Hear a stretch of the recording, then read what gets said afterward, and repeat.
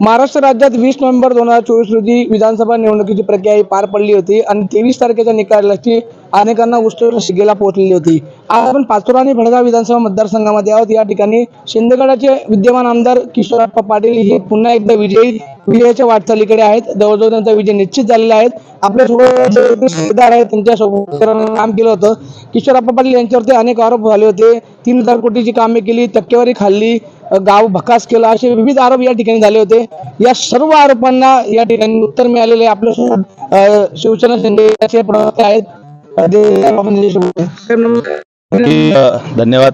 नक्कीच किशोरप्पांवरती वेगवेगळ्या प्रतीचे आरोप करण्यात आले। कधी जातीचा उल्लेख करून त्यांना एक खालच्या याच्यात भाषेमध्ये त्यांच्यामध्ये टीका केली गेली। कधीच किशोरांनी विरोधाभास म्हणून कधी उत्तर दिलं नाही, नकारार्थी भावनेने कायमस्वरूपी बघितलं। आणि हा जो भडगाव इथला मतदार आज सुज्ञ आहे म्हणून आज 22व्या फेरी अखेर जवळपास आम्हाला 33,906च्या पुढे आम्ही वाटचाल करत आहोत। हा विजय सर्वसामान्य जनतेचा आहे, जातीपातीच्या पलीकडे जाऊन विकासाचा आहे। हा लाडक्या बहिणींचा आहे, शेतकऱ्यांचा आहे, कष्टकऱ्यांचा आहे, गोरगरिबांचा आहे, झोपडीत राहणाऱ्या शेवटच्या कोणतीचा आहे।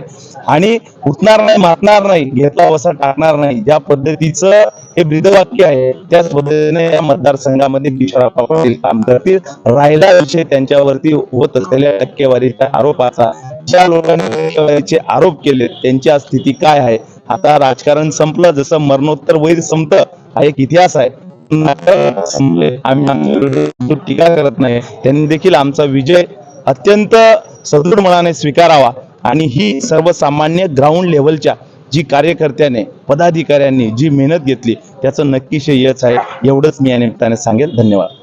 एकंदरीत विकासाच्या मुद्द्यावर विद्यमान आमदार किशोरप्पा पाटील यांना जनतेने कौल दिलेला आहे आणि येणाऱ्या काळामध्ये आमदार किशोर पाटील हे नक्कीच मंत्री होतील असं कार्यकर्त्यांच्या माध्यमातून वर्तवण्यात आलंय। आपण नक्कीच पुढच्या व्हिडिओ भेटूया। तोपर्यंत जय हिंद, जय महाराष्ट्र। आपलाच राहुल।